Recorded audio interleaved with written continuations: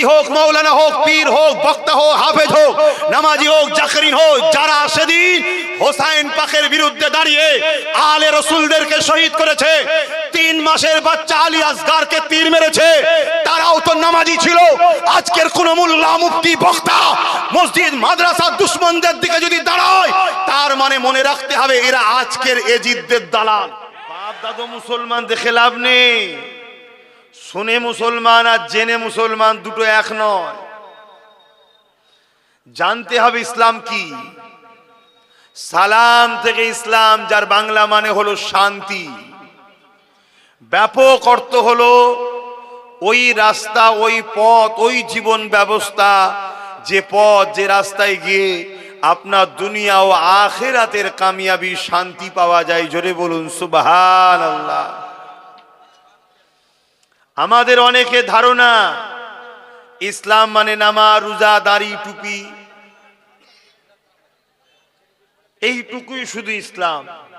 মসজিদ, মাদ্রাসা, কোরআন তেলাওয়াত, 40 করা খতম দিবা, সবরে সানি করা, দোয়া করা, খানা করে, বিরিয়ানি করে, তাবারুক খাওয়া, এটা আমাদের মধ্যে একটা কালচার চলে এসেছে, এইটুকুই যেন ইসলাম।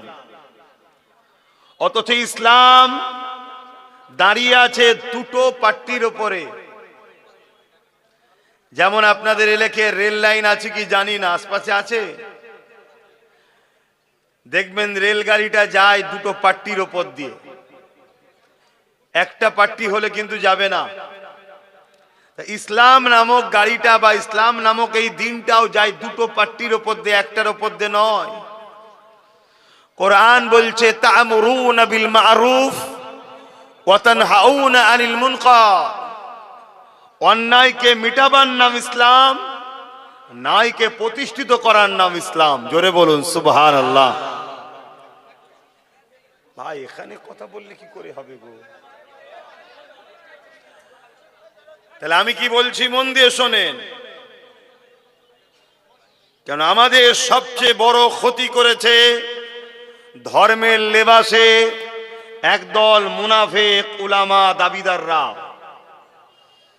যারা আমাদেরকে শুধু মসজিদ দিয়েছে নামাজ পড়ার জন্য, যারা আমাদের শুধু বলেছে রোজা রাখো, হজ করো, দাড়ি রাখো, টুপি পরো, এইগুলো আমাদেরকে শুধু শিখিয়েছে। ইসলাম দাঁড়িয়ে আছে তা'মুরুনা বিল মা'রুফ ওয়া তানহাউনা আনিল মুনকার। অন্যায়কে মিটাবার নাম ইসলাম, ন্যায়কে প্রতিষ্ঠিত করার নাম ইসলাম। জোরে বলুন সুবহানাল্লাহ। বাজারে গেছেন, এক গরিব লোকের উপরে, ঠেলাওয়ালার উপরে কেউ জুলুম করছে দেখছেন, আপনি যদি ইসলামের প্রকৃত অনুসারী হন, আপনাকে এই মজলুম ঠেলাওয়ালা গরিবের পাশে দাঁড়াইয়ে জালিমের বিরুদ্ধে লড়তে হবে, এর নাম ইসলাম। ওই ঠেলাওয়ালা যদি হিন্দু হয় আর জুলুমকারী যদি নামে মুসলমান হয়, কেন নামে মুসলমান, প্রকৃত মুসলমান জালিম হতে, আচ্ছা বলুন, জুলুম আর ইসলাম এক জায়গায় হতে পারে? পানি আর তেল এক জায়গায় হয়? পানি আর তেল এক জায়গায় হয় না, কিন্তু জোর করে গুলে দিলে কয়েক সেকেন্ডের জন্য এক জায়গায় যদিও হয়। ইসলাম আর জুলুম কখনো 1 সেকেন্ড তো দূরের কথা, 1 ন্যানো সেকেন্ডের জন্য এক জায়গায় হতে পারে না। জোরে বলুন সুবহানাল্লাহ। কেন 1 লক্ষ মতান্তর, 2,24,000 নবী রাসূল এসেছে। এ যুবক মন দিয়ে শোনো, গুনার মাপ আছে, গুনার মাপ আছে। নামাজ কাজা, রোজা কাজা, গান শুনে ফেলেছে, ফাংশনে গেছে, প্যান্ট শার্ট পরে ফেলেছে, আর এদিক ওদিক করে ফেলেছে, পার্কে এদিক ওদিক হয়ে গেছে, ও সব তওবা করলে মাপ আছে। কিন্তু কারো হক মেরে দিলে সে যদি না মাফ করে, আল্লাহ মাফ করবে না। কারোর উপরে জুলুম করেছে, সে যদি মাফ না করে, আল্লাহ মাফ করবে না। আর জালিমদের শাস্তি দু জায়গায়, দুনিয়াতেও শাস্তি, আখিরাতেও শাস্তি। পৃথিবীর বুকে মুসলমানকে প্রথম প্ল্যান করে গরিব করা হয়েছে, তারপরে মুসলমানকে ভিক্ষা দিয়ে ধনীদের পক্ষে জালিম বানানো হচ্ছে। শুনছেন? তাই আপনাদেরকে খুব সামান্য সময় কিছু কথা বলতে চাইছি, মন দিয়ে শোনেন। বাজারে গিয়ে দেখছেন তথাকথিত নামধারী মুসলমান আমাদের এলাকার কিছু অমুসলিম গরিবের উপরে জুলুম করছে। কোন মুসলমান যদি মনে করে আহারে আমার জাত ভাই ও অমুসলিমের উপরে জুলুম করছে, ঠিক আছে চলে এর সাথ দিই, অমুসলিমের সাথ দেবো না, আপনি কিন্তু ইসলাম বিরোধী কাজ করলেন। আর শুনছেন, ইসলাম বলছে মজলুম যে তার সাথ দাও, ও ধর্মে যেও না, ওর জাতে যেও না, ওর কালারে যেও না, ও অসহায়, ও দুঃখী, ও মজলুম, ও কষ্টের মধ্যে আছে, তুমি যদি ওর সাথে দাঁড়াও কিয়ামতের দিন আল্লাহর রহমত ওই মুসলমানের পাশে দাঁড়িয়ে জান্নাতে নিয়ে যাবে। জোরে বলুন সুবহানাল্লাহ। এর নাম ইসলাম। হ্যাঁ, নামাজের নাম ইসলাম জানি। আজকে মাগরিবের নামাজ আমি পড়েছি, আপনারাও পড়েছেন। আমার পড়াতে কার কার উপকার হয়েছে? কথা একটু সাড়া দেবেন, ওয়াজটা বুঝুন। মাগরিবের নামাজ আমিও পড়েছি, ইমাম সাহেবরাও পড়েছে। তা আমাদের নামাজ পড়াতে কার কার উপকার হয়েছে? কার উপকার হয়েছে? না, আমাদের উপকার হয়েছে। যারা পড়েছে তাদের উপকার, যারা পড়েন তাদের ক্ষতি। কিন্তু যারা পড়েনি তার জন্য আমাদেরও কোনো ক্ষতি। এটা ব্যক্তি জীবনের ইবাদত। ভালো করে ওয়াজকে বুঝুন। নামাজ, রোজা, দাঁড়িয়ে যে আমার দাঁড়িয়ে আছে, আমার দাঁড়িতে সমাজের কি উপকার হচ্ছে ভাই? এটা আমি নবীকে ভালোবাসি, আমার নবী রেখেছেন আমার সুন্নত, এটা আমার পছন্দ। কিন্তু সমাজের কি উপকার হচ্ছে? এই যে আমি টুপি পড়েছি, এতে সমাজের কি উপকার? আমার উপকার হচ্ছে। আমি নবীর সুন্নত ব্যবহার করছি, আল্লাহ আমাকে নেকি দিচ্ছে। এগুলো হলো ব্যক্তি জীবনের ইবাদত, ব্যক্তি জীবনের কল্যাণ। আমি হজ করেছি, আমি কামিয়াবি, ব্যক্তি জীবনের, সমাজের কিছু লাভ নাই। কিন্তু এই সমাজকে যদি জুলুম মুক্ত করা যায়, জাতি, ধর্ম, বর্ণ নির্বিশেষে, মুসলিম, অমুসলিম, দলিত, আদিবাসী, সাঁওতাল, বাগদি, এসসি, এসটি, সবার উপকার। আল্লাহর সৃষ্টি বাঁচবে।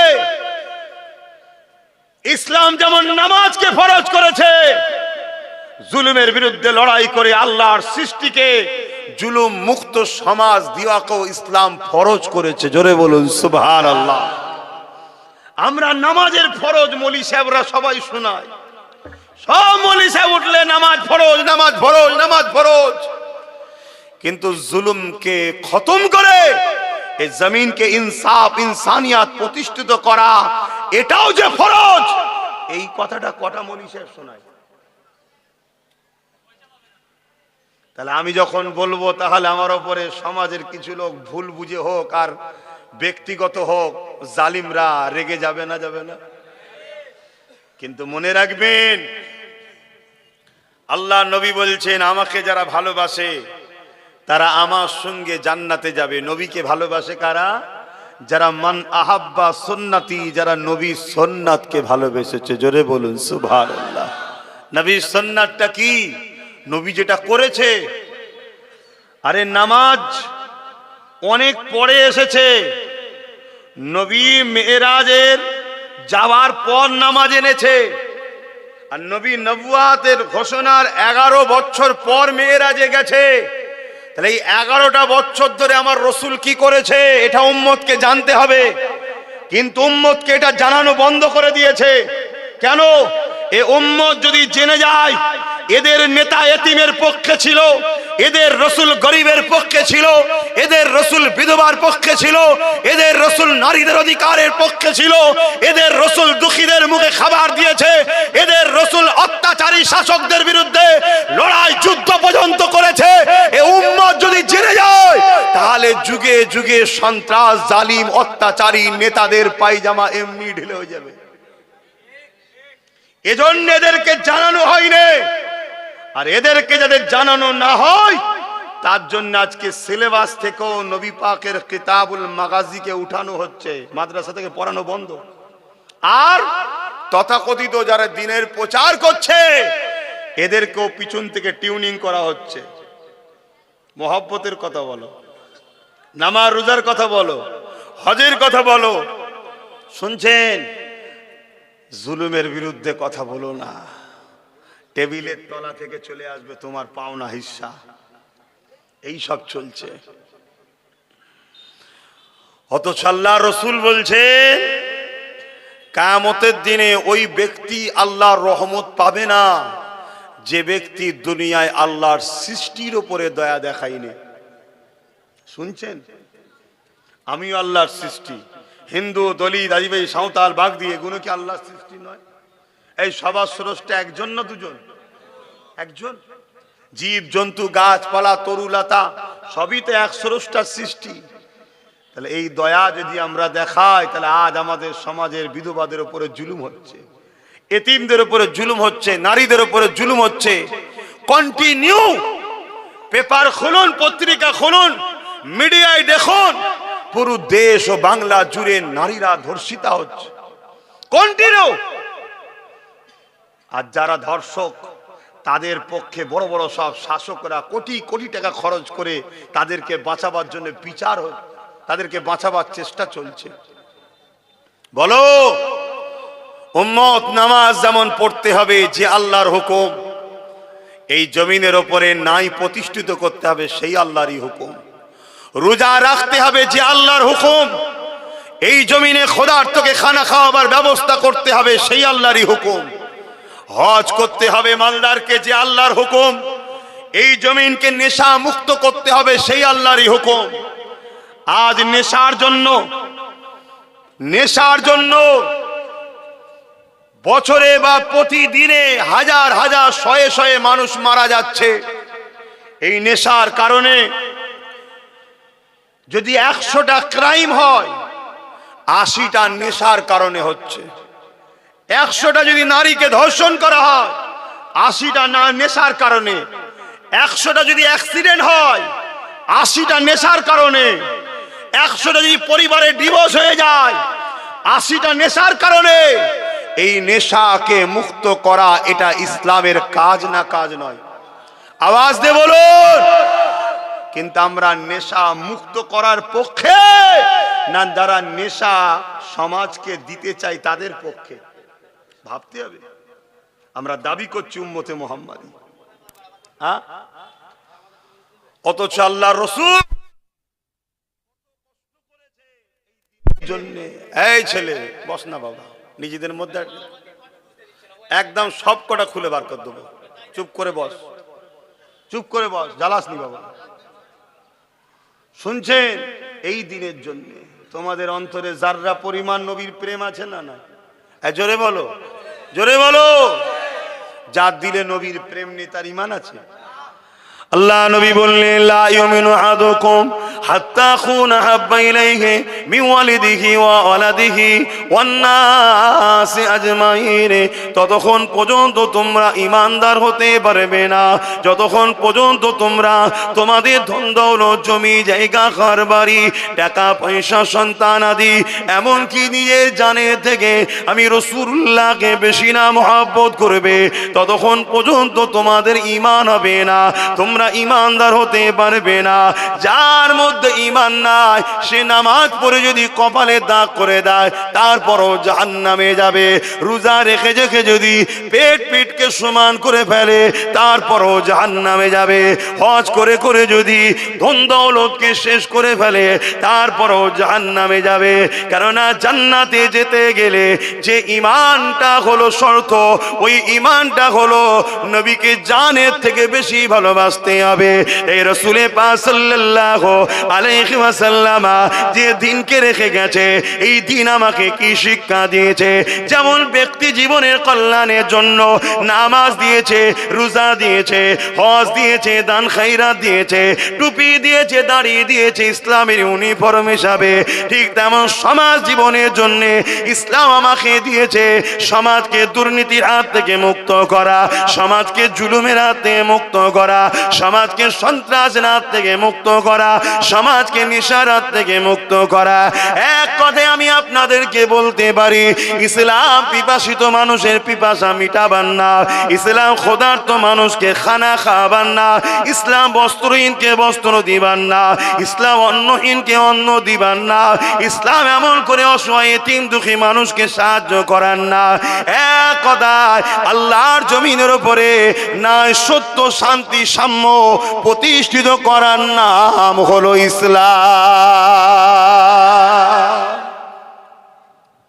কার কি আছে আমি জানি না, আমার ধর্মে সব আছে, শুনছেন তো? আর আমাদের জন্য মডেল কোনো নেতা নেত্রী নয়, কোনো দাদা দিদি আমাদের মডেল নয়। কথা শুনছেন? আমাদের মডেল একজন, লাকাদ কানা লাকুম ফি রাসূলিল্লাহি উসওয়াতুন হাসানা। এই নজওয়ানেরা, দুনিয়ার কে কাকে মানছে পক্ষে বিপক্ষে আমার কিছু বলার নাই। কেউ যদি বুশকে মানে তার স্বাধীনতা, কেউ যদি চেঙ্গিস খানকে মানে তারও স্বাধীনতা, কেউ যদি আমার দেশের অনেক নেতা মন্ত্রী রয়েছে কেউ কাউকে মানে তার স্বাধীনতা। কিন্তু উম্মতে মুহাম্মাদি দাবিদার করবে যাকে খুশি মানবে, এই স্বাধীনতা দেখালে হবে না। কেননা তুমি তাহলে মুনাফিকি করছো। মুনাফিককে চিনাবার দায়িত্ব উলামাদের আছে না নাই?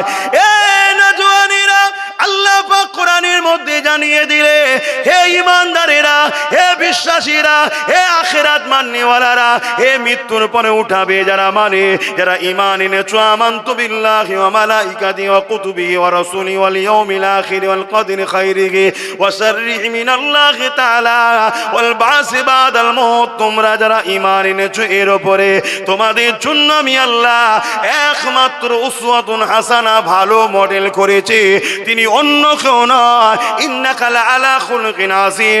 আমি আল্লাহ যার সম্বন্ধে জানাচ্ছি সব থেকে উত্তম চরিত্রওয়ালা, তিনি হলেন মুহাম্মাদুর রাসূলুল্লাহ। যদি বিশ্বাস করো মওতের পর কবরে দেওয়া হবে, ওখানে হিসাব নেওয়া সওয়াল জবাব হবে, যদি বিশ্বাস করো ময়দানে মাশর আছে, যদি বিশ্বাস করো মিজানের দাড়ি পাল্লা হিসাব নিকাশ হবে, যদি বিশ্বাস করো জান্নাত জাহান্নাম আছে, দুনিয়া কি করছে তোমায় আমায় দেখলে চলবে না। দুনিয়া জুলুমের পাহাড় তৈরি করতে পারে। আমরা নিজেরা দেখছি দুনিয়া স্ক্রিন ফাইলের নামে পৃথিবীর দালারা আজ ছোট্ট ছোট্ট 4-5 বছরের বাচ্চাদেরকে শারীরিক নির্যাতন করছে, তাদেরকে পরবর্তীতে বিভিন্ন মেশিনে ফেলে তাদের স্যুপ তৈরি করে মানুষের স্যুপ খাচ্ছে। ওটা দেখা, ওটা দেখে চুপ থাকা, এটা ঈমানদারের কাজ হতে পারে না। ওটা দেখে গর্জে উঠা, ওর বিরুদ্ধে আমার ক্ষমতা অনুযায়ী প্রতিবাদ করা, আপনার ক্ষমতা অনুযায়ী নিন্দা ঘৃণা করা, এটাই ঈমান আছে তার একটা বৈশিষ্ট্য নমুনা। জোরে বলুন সুবহানাল্লাহ। যার মধ্যে এই বৈশিষ্ট্য নাই, অন্যায় দেখার পরে ঘৃণা নাই, অন্যায় দেখার পরে মুখ দিয়ে প্রতিবাদ নাই, অন্যায় দেখার পরে হাত দিয়ে রুখার চিন্তা ভাবনা নাই, রাসূল বলছে তার মধ্যে ঈমান নাই। শুনছেন তো? জানাজা তো হাজারো হচ্ছে রে বাবা, খাটিয়া তো কাঁধে করে লাখো মুসলমানের যাচ্ছে, লোক তো জড়ো হচ্ছে। কবরে ঢুকে কি হালে আছে কেউ দেখতে পাচ্ছে? যার মধ্যে এই প্রতিভা নয়, জুলুম দেখার পরে হয় অন্তর থেকে ঘৃণা প্রকাশ করা, ঘৃণা পোষণ করা, না হয় মুখ দিয়ে প্রতিবাদ, না হয় হাত দিয়ে রুখে দেওয়ার চিন্তা ভাবনা যার মধ্যে নাই, রাসূল বলছে তার মধ্যে ঈমান নাই। মুসলিম শরীফের হাদিস, বুখারীর পরে যে কিতাবের মর্যাদা, কেউ যদি হেও করে দেয় সঙ্গে সঙ্গে সে ইসলাম থেকে বেরিয়ে কাফের হয়ে যাবে, কারণ নবীর হাদিস এটা। শুনছেন?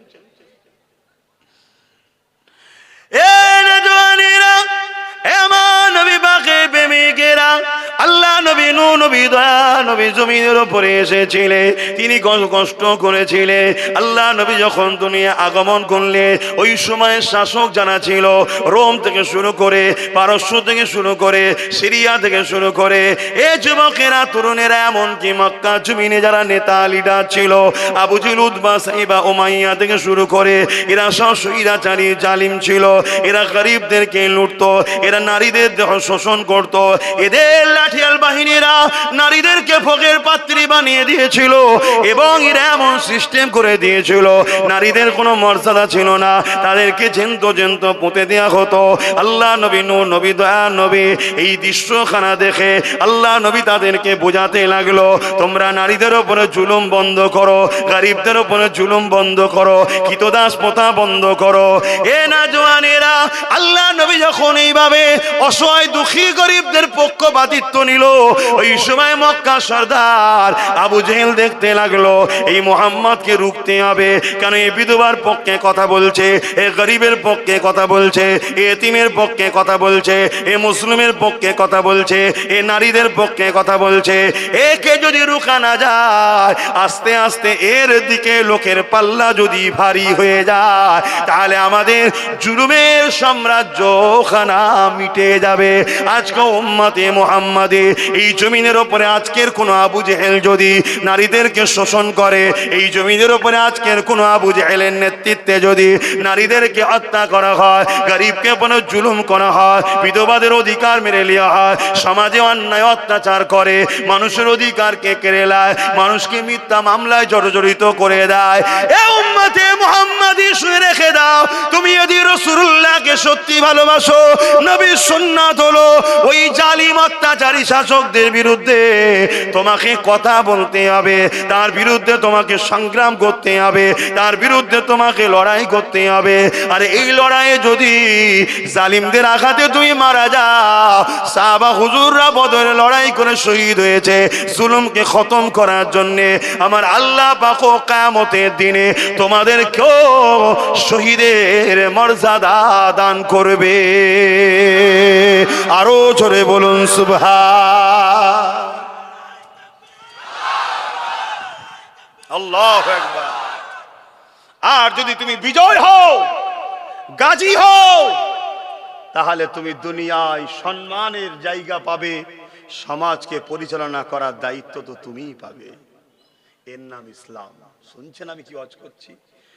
হ্যাঁ, এই রুহে জমিনের উপরে আসমানের নিচে কেউ যদি থাকো, কোন মুফতি মাওলানা হযরত শেখ আমির পীর পীরজাদা আব্বাস সিদ্দিক ইসলামের বাইরে গিয়ে কথা বলছে, চ্যালেঞ্জ করছি, আসো জালিমদের পক্ষপাতিত্ব নিয়ে আসো, আমি তোমার সঙ্গে মোকাবেলা করতে রাজি আছি কিতাব দ্বারা। আজান হচ্ছে? আচ্ছা, আজানটা হয়ে যায়, যে যেভাবে আছেন বসুন, আজান হয়ে যায়। এনতে কদ্দুর মসজিদ, মাইক বন্ধ করে দিলে আওয়াজ যাবে না তো?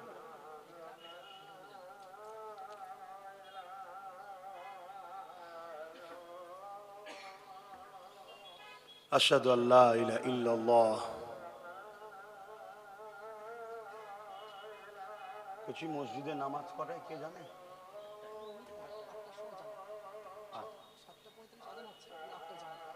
আচ্ছা,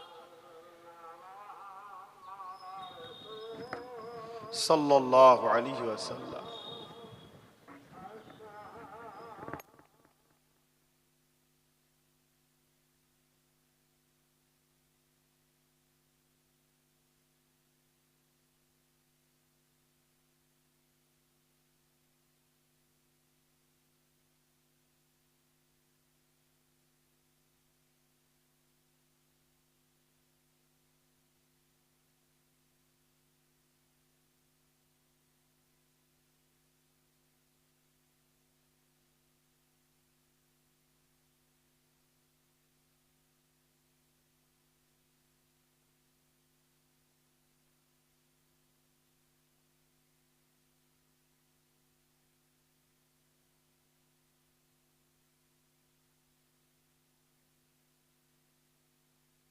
সময় اللهم رب حاجته দরুদ শরীফ আল্লাহুম্মা সাল্লি আলা সাইয়্যিদিনা মাওলানা মুহাম্মদ ওয়া আলা আলিহি।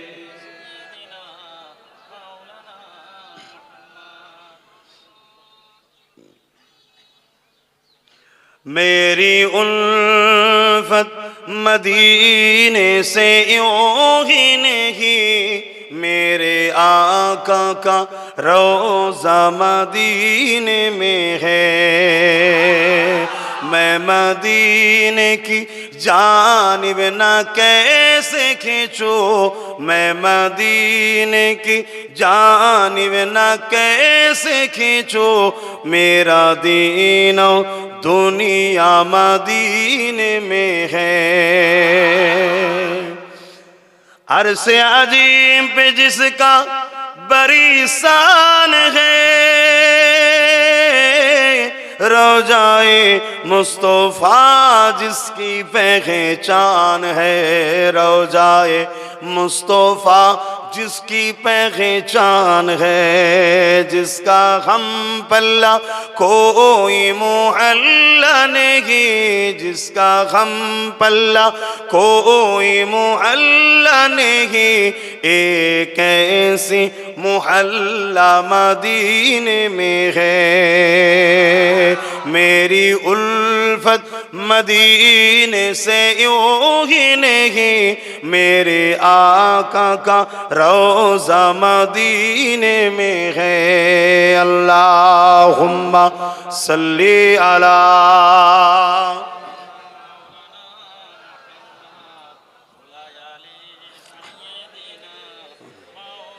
আমার আব্বা জানেরা, মন দিয়ে দুটো কথা শুনুন। আজানের সময় মাইকটা বন্ধ করে নামাজের সময় করে দেবেন, বক্সে চলবে। নাম্বার 1, যত নবী রসুল এসেছেন তিনাদের লড়াই ছিল জালিম শাসকের বিরুদ্ধে। জোরে বলুন সুবহানাল্লাহ। একটা দেখাতে পারবেন না 1,00,000 মতান্তর 2,24,000 নবী রসুল রয়েছে, কোন নবী জালিম পক্ষে, জালিম শাসকের পক্ষে সাথ দিয়েছে একটাও দেখাতে? জোরে বলেন। ইব্রাহিম নবী আমাদের আব্বাজান, মুসলিম জাতির পিতা, জালিম অত্যাচারী স্বৈরাচারী খুনি সমাজ বিরোধী চরিত্রহীন নমরুদের বিরুদ্ধে লড়াই করেছে। হযরতে মুসা আলাইহিস সালাম জালিম অত্যাচারী স্বৈরাচারী খুনি দরিন্দা ফেরাউনের বিরুদ্ধে লড়াই করেছে। আর সর্বকালে সর্বশ্রেষ্ঠ দোনো জাহানের শেষ নবী রাসূল হযরতে নবী মুহাম্মদ সাল্লাল্লাহু আলাইহি ওয়াসাল্লাম, তিনি রোম সাম্রাজ্য, পারস্য সাম্রাজ্য, এমন করে কাইসার কেসরা থেকে শুরু করে আবু জেহেল, উতবা, সাইবা, উমাইয়া, প্রত্যেকটা জুলুম হুকুমাতদের বিরুদ্ধে রাসূল পাক সাল্লাল্লাহু আলাইহি ওয়াসাল্লাম লড়াই করে এই জমিনে অসহায় গরিব দুঃখী মানুষগুলোকে বাঁচাবার জন্য রাসূল লড়াই করেছে। জোরে বলুন সুবহানাল্লাহ, আরো জোরে বলুন। আর আল্লাহ নবী যাদের জন্য লড়াই করেছে তারা কেউ কিন্তু মুসলমান ছিল না। শুনছেন আমার কথা কি বলছি? আমার রাসূল যাদের জন্য লড়াই করেছে তারা উতবা, সাইবা, আবু লাহাবদের সব গোলাম হয়ে গিয়েছিল। গলায় বিভিন্ন সব তাদের মান্যওয়ালা সব তৎকালীন নকল খোদার ফটো ছিল। রাসূল তাদের পক্ষে, অর্থাৎ এটাই হলো মানবতা। ও মুসলিম ওর হয়ে লড়বো, হিন্দু ও আদিবাসী ওর হয়ে লড়বো না, এটা মানবতা নয়। যে মজলুম তার পাশে দাঁড়াও, এটাই হুজুরের আদর্শ। জোরে বলুন সুবহানাল্লাহ। আর আমার রাসূলুল্লাহর আদর্শে দলে দলে দলে দলে মানুষ মুহাম্মদ নবীকে লেতা রাসূল বলে মেনে নিয়েছে। জোরে বলুন সুবহানাল্লাহ। চলে আসেন ইমামে আজম আবু হানিফা, জালিম শাসকের বিরুদ্ধে লড়েছে। ইমাম বুখারী জালিম শাসকের বিরুদ্ধে লড়েছে। ইমাম সুফিয়ান সাউরি জালিম শাসকের বিরুদ্ধে লড়েছে। সুলতান হিন্দ গরিবে নওয়াজ জালিম শাসকের বিরুদ্ধে লড়েছে। চলে আসেন আমার আপনার মুর্শিদ কেবলা মুজাদ্দিদুজ জামান দাদা হুজুর পীর কেবলা ব্রিটিশ হুকুমাতদের বিরুদ্ধে কথা বলেছে। এ যুবক, আজকে কোন মুফতি, মাওলানা, পীর, পীরজাদা যদি জালিম শাসকের সঙ্গে হাত মিলায়, জানতে হবে ঘোলা হয়ে গেছে।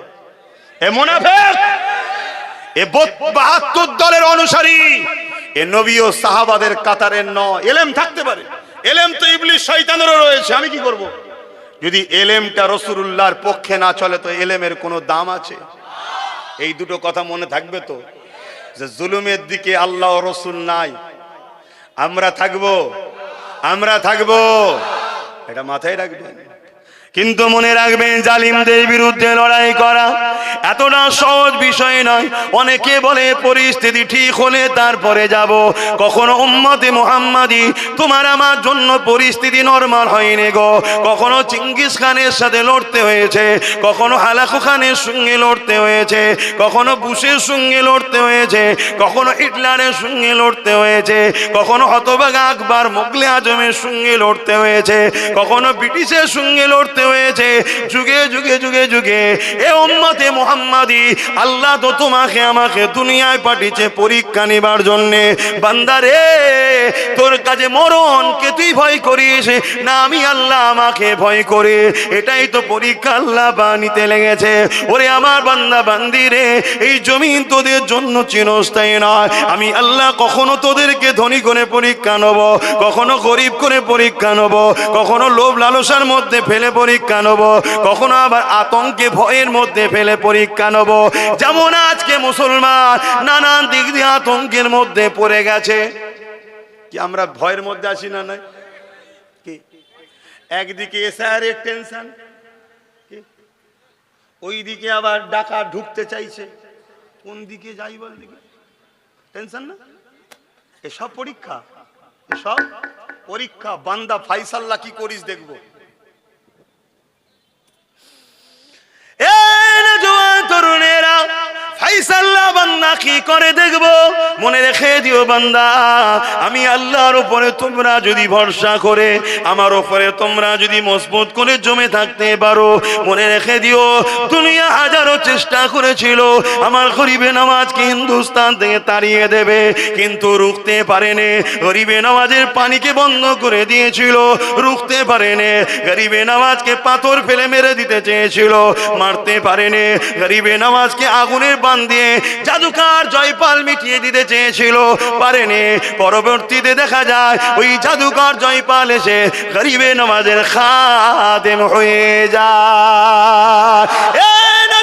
তরুণেরা, দুনিয়ায় যুগে যুগে আল্লাহ আমাদেরকে পরীক্ষা নিয়েছে, আজও পরীক্ষা নিতে লেগেছে।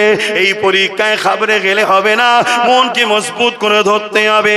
আমরা নিজেদের জানকে বাঁচাতে গিয়ে আল্লাহ দিনের দুশমনদের সঙ্গে যেন সম্পর্ক না করে ফেলে। আমরা নিজেদের নাম পিটাতে গিয়ে, নিজেদের নাম পাতে গিয়ে, নিজেদের নাম তালিকাতে আনতে গিয়ে চেষ্টা করো, কিন্তু এই চেষ্টা যেন করে ফেলো না আল্লাহ দিনের দুশমনকে তুমি শক্তিশালী করে ফেললে। মনে রেখে দিও, তুমি তাহলে দুনিয়ায় শুধু ফেল করেছো তা নয়, আখিরাতেও ফেল হয়ে যাবে।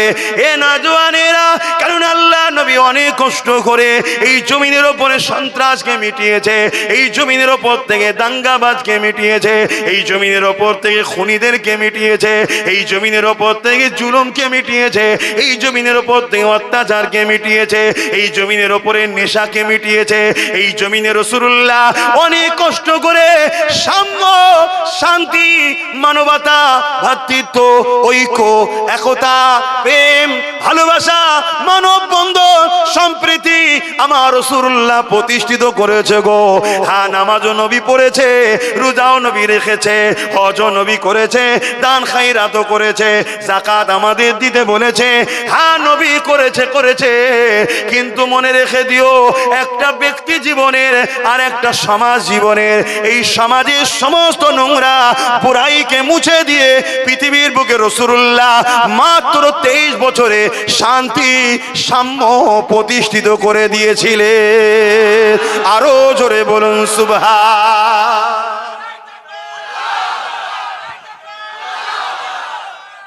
আমাদের কি সেটা বেঁচিয়ে রাখতে হবে না?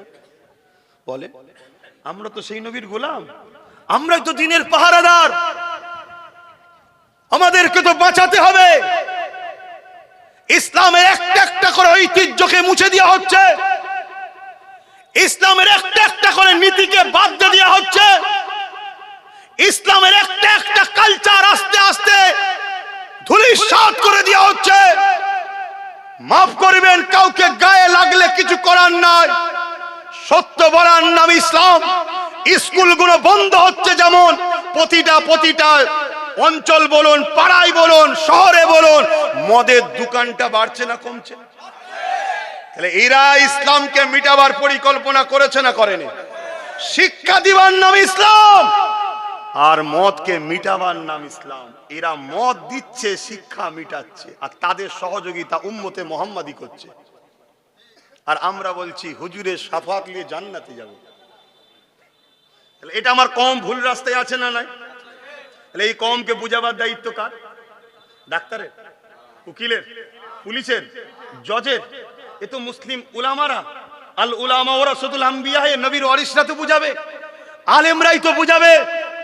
এ যুব সমাজ, 500, 1000, 2000 পেয়ে খুব মজা লাগছে, কিন্তু তোমার বাচ্চার শিক্ষা নাই, তোমার বাচ্চা মূর্খ তৈরি হচ্ছে, তোমার বাচ্চা আগামী দিন কারো পক্ষে দাঁড়িয়ে কাউকে বোম মারবে, কারো পক্ষে দাঁড়িয়ে কাউকে শুট করবে, কারো পক্ষে দাঁড়িয়ে কারো ঘর ভাঙবে, আর পরবর্তীতে মিডিয়া পত্রিকাতে এসে যাবে অমুকের বেটা, মোল্লার ছেলে, দেখো সন্ত্রাস, তোমার বাচ্চা জন্মের মতো জেলে চলে যাবে। একটা পরিকল্পনা চলছে জাতকে দাগ লাগাবার জন্য।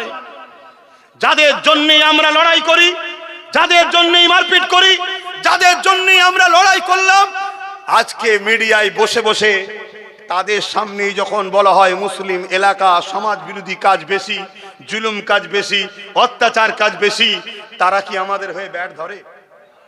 কথা বলুন। উপরন্তু তারা মিডিয়ার সামনে এসে একটা জাতিকে আবার একটা জাতিকে তৈরি হওয়ার জন্য ইশারা দিচ্ছে। কি? একটা জাতি যদি এক হয়ে যায় কি ঘটনা ঘটতে পারে জানো তো? তার মানে কি? আমাদেরকে সমাজ বিরোধী, দাঙ্গাবাজ, খুনি বানানো হচ্ছে, যাতে করে আমাদের প্রতিবেশী যারা আরো আছে তারা আমাদেরকে ঘৃণা করে, আমাদের যাতে ক্ষতি হয়, আমাদেরকে দমন করা যায়, তার জন্য তারা সংঘবদ্ধ হোক। কথা মাথায় ঢুকছে না? ঢুকে নেই? সব মাথার উপর দিয়ে যাচ্ছে নাকি? যদি বুঝার হয় বোঝো, আর নাই মনে রেখে দিও, মনে রেখে দিও। অপরের জমিতে পানি চলে যাবার ভয়ে নিজের জমিতে পানি চাষ করা বন্ধ করে রেখেছে 79 বছর ধরে। কি বলছি বুঝতে পারছো? অপরের জমিতে পানি চলে যাবার ভয়ে 79 বছর ধরে নিজের জমিতেই পানি দিয়ে চাষ করা বন্ধ করে রেখেছো, কিন্তু অপরের জমি ফলে ফুলে আস্তে আস্তে কিন্তু বাড়ছে, তোমার জমি কিন্তু মরুভূমি হয়ে আছে। কিছু মাথায় ঢুকছে? তোমার পিছনে সব প্ল্যান পরিকল্পনা তৈরি করা হচ্ছে, কানে কানে কানে কানে সব বুঝানো হচ্ছে যে এই মুসলমান, এই দাড়িওয়ালা, টুপিওয়ালা, এরা বাংলাটাকে বাংলাদেশ বানাতে চাইছে, জানিস? সব চলছে কাজ, তুমি হাঁ করার মতো বসে আছো। তোমাকে মিটাবার সর্বরকম প্ল্যান পরিকল্পনা তৈরি হয়ে গেছে। আল্লাহ মাফ করুক, আল্লাহ মাফ করুক, আল্লাহ মাফ করুক, আল্লাহ মাফ করুক, 4 বার বললাম আল্লাহ ক্ষমা করুক। আমার তো ভয় হচ্ছে তোমাদের গণহত্যা না করা হয় প্যালেস্তাইনের মতো। সব প্ল্যান পরিকল্পনা তৈরি হয়ে গেছে। আর যাকে তুমি আপন মনে করেছিলে যে আমার ডিফেন্স করবে, সব জায়গাতেই সে শেষে গিয়ে হাত তুলে দিয়েছে। তুলেছে না তোলেনি? ওয়াকাবের বেলায়, এসআইআর এর বেলায়, আর নতুন করে এখন কি বলছে? আমি বেঁচে থাকতে এনআরসি।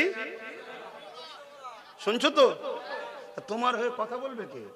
আমার কথা, আমি তো হুজুর, আমার কথা কি পুলিশ শুনবে? আমার হাতে পাওয়ার আছে।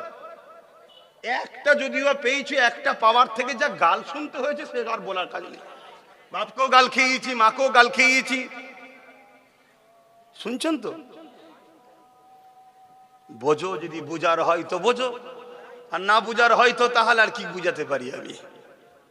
তবে কিছু যদি নাও বুঝতে চাও, না বোঝো, মনে রেখে দিও, ইসলামের ক্ষতি যদি করো দুনিয়া তো বরবাদ হবে, হবে, আখিরাত নাজাত কোনোভাবে পাবে না।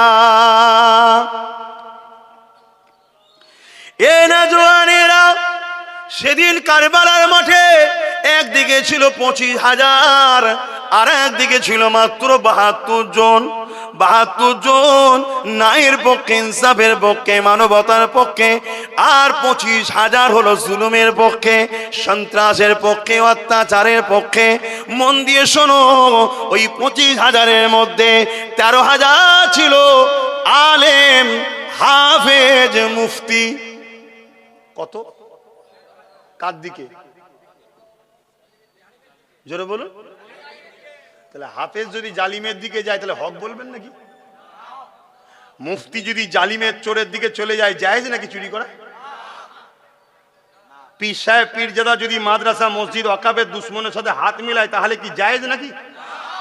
ইমাম হোসাইন পাকের বিরুদ্ধে দাঁড়িয়ে এজিদের পক্ষে যারা দাঁড়িয়েছিল তাদের মধ্যে 25,000-এর মধ্যে 13,000 ছিল হাফেজ, আলেম, মুফতি। এই শুনছেন? হাফেজ, আলেম, মুফতি দেখলে হবে না, কারণ উলামাদের মধ্যে দুটো কোয়ালিটি আছে, একটা খায়রুল উলামা, একটা শাররুল উলামা। ইলম দু জায়গায় আছে, একটা শয়তানের দিকে, একটা রহমানের দিকে। আমার হোসাইন পাকের বিরুদ্ধে যারা দাঁড়িয়েছিল 13,000 মুফতি, মাওলানা, আলেম, তারা কি মনে হয় জান্নাতে যাবে তো নাকি? আওয়াজ দিচ্ছেন না কেন? টেনশন লাগছে? টেনশন মনে রেখে দিও, জান্নাতের সর্দার ইমাম হোসাইন পাক। সর্দার এমনি এমনি হয়েছে নাকি? লোক দেখানোর জন্য আল্লাহ করেছে? পাওয়ার দিয়েছে না দেয়নি? হোসাইন যাকে চাইবে সে জান্নাতে থাকবে, যাকে চাইবে না তার বাপেরও ক্ষমতা নেই জান্নাতে ঢুকার। এটা আকীদা ঠিক করে নাও। এ পাওয়ার হোসাইনকে দিয়েছে কে? আল্লাহ দিয়েছে। তা আল্লাহ যখন পাওয়ার দিয়েছে, আমাদের আন্দোলন করবেন নাকি? ও আল্লাহ আমার বেটাকে দিলে নে, মাওলা আলীর বেটাকে দিলে কেন? আন্দোলন করবেন নাকি? আন্দোলন করলে আরো কঠিন মার হবে। শুনছেন তো? কারণ এখানে খোদ মালিক, ভোটাভুটি সরকার নয় আল্লাহ। শুনছেন তো? জনগণ পালালে সরকারের কুরসিও চিৎপাত হয়ে যাবে এমন ব্যাপার নয়। তিনি খোদ মালিক। তিনি নিজে হোসাইন পাককে, হাসান পাককে জান্নাতি যুবকদের সরদার বানিয়েছে। অতএব হোসাইন যাকে চাইবে সে জান্নাতে যাবে। হোসাইন যার বিরুদ্ধে বলবে আল্লাহ তাকে জান্নাতে ইজাজত দেবে না। তা মুফতি হোক, মাওলানা হোক, পীর হোক, বক্তা হোক, হাফেজ হোক, নামাজি হোক, জাকরিন হোক, যারা সেদিন হোসাইন পাকের বিরুদ্ধে দাঁড়িয়ে আলে রসুলদেরকে শহীদ করেছে, 3 মাসের বাচ্চা আলী আসগারকে তীর মেরেছে, তারাও তো নামাজি ছিল। আজকের কোন মোল্লা, মুফতি, বক্তা মসজিদ মাদ্রাসা দুশ্মনদের দিকে যদি দাঁড়ায়, তার মানে মনে রাখতে হবে এরা আজকের এজিদদের দালাল। আমার সঙ্গে একমত করে হাত তুলে সাক্ষী দেন, লম্বা করে হাত তুলুন। আমার কথায় একমত আপনারা? এদের দ্বারা দিনের কখনো উপকার হয়নি, এদের দ্বারা দিনের ক্ষতি।